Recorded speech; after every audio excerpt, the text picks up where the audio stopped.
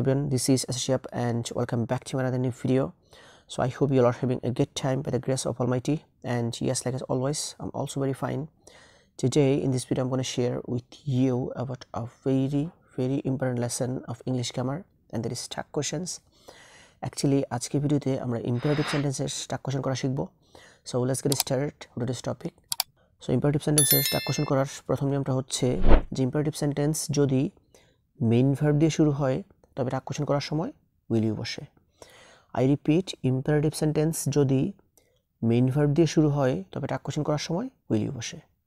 For example, open the ডোর, এটা হচ্ছে গিয়ে ইম্পারেটিভ সেন্টেন্স, আর এই ইম্পারেটিভ সেন্টেন্সটা শুরু হয়েছে মেইন ভার্ব দিয়ে, ওপেন হচ্ছে গিয়ে main verb.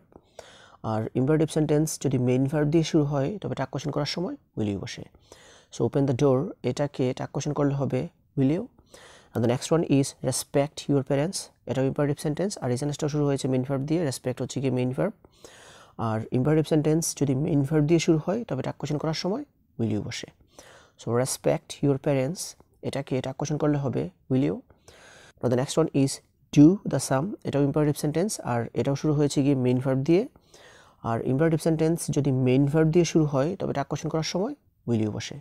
So do the sum, এটাকে টাক কোশ্চেন করলে হবে will you. Now the next one is come and see me tomorrow. এটা imperative sentence, আর এই সেন্টেন্সটা শুরু হয়েছে মেইন ভার্ব দিয়ে। আর imperative sentence যদি মেইন ভার্ব দিয়ে শুরু হয় তবে টাক কোশ্চেন করার সময় will you বসে। So come and see me tomorrow, এটাকে টাক কোশ্চেন করলে হবে will you. Now the next one is always speak the truth.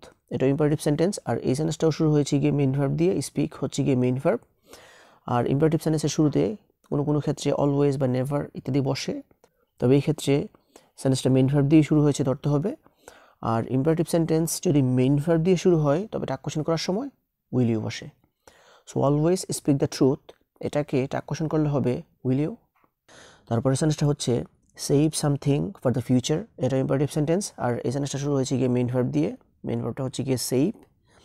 R imperative sentence যদি মেইন ভার্ব দিয়ে শুরু হয় তবে টাক কোশ্চেন করার সময় উইল ইউ বসে।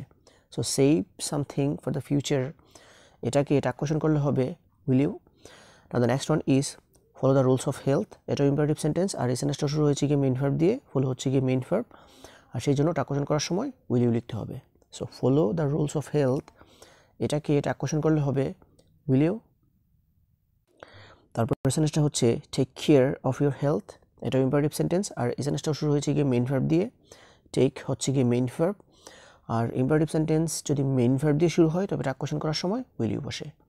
So take care of your health, এটাকে টাক কোশ্চেন করলে হবে will you. Now the next one is write the letter, এটা ইম্পারেটিভ সেন্টেন্স, আর এই সেন্টেন্সটা শুরু হয়েছে গিয়ে মেইন ভার্ব দিয়ে, রাইট হচ্ছে গিয়ে মেইন ভার্ব, আর সেই জন্য টাক কোশ্চেন করার সময় উইল ইউ লিখতে হবে। সো রাইট দ্য লেটার, এটাকে টাক কোশ্চেন করলে হবে will you. Now the next one is change the voice, এটা ইম্পারেটিভ সেন্টেন্স, কারণ শুরুতে আছে মেইন ভার্ব, চেঞ্জ হচ্ছে গিয়ে মেইন ভার্ব। আর ইম্পারেটিভ সেন্টেন্স যদি মেইন ভার্ব দিয়ে শুরু হয় তবে টাক কোশ্চেন করার সময় উইল ইউ বসে। সো চেঞ্জ দ্য ভয়েস, এটাকে টাক কোশ্চেন করলে হবে will you. The next one is choose the best answer, এটাও ইম্পারেটিভ সেন্টেন্স, আর এই সেন্টেন্সটা শুরু হয়েছে গিয়ে মেইন ভার্ব দিয়ে, চুজ হচ্ছে গিয়ে মেইন ভার্ব। আর ইম্পারেটিভ সেন্টেন্স যদি মেইন ভার্ব দিয়ে শুরু হয় তবে টাক কোশ্চেন করার সময় উইল ইউ বসে।